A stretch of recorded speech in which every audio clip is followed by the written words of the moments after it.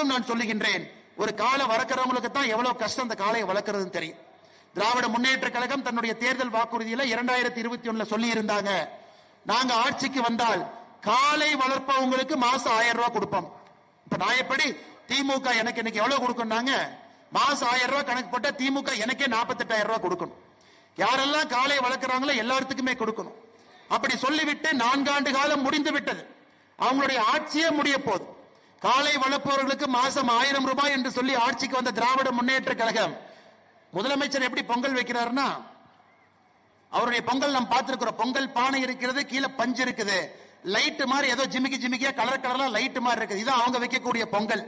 ஆனா இங்கதான் 1008 பொங்கல் பானையில சூரிய பகவானை பார்த்து நம்முடைய சகோதரிகள் இங்கே பச்சரிசியோடு வந்து இயற்கையோடு பஞ்சபூதங்களோடு கலந்து இந்த பொங்கல் விழாவை இங்கே நடத்தி கொண்டிருக்கின்றோம். அதனால் முதலமைச்சர் அவர்களுக்கு இந்த பொங்கல் விழாவில் ஆண்டவன் நல்ல ஒரு புத்தி கொடுக்கணும், காலை வளர்ப்பவர்களை ஊக்குவிக்கணும். முதலமைச்சர் எல்லா தேர்தல் வாக்குறுதி 505 கொடுத்திருக்கிறாரு, எல்லா தேர்தல் வாக்குறுதி நிறைவேற்றணும். நம்முடைய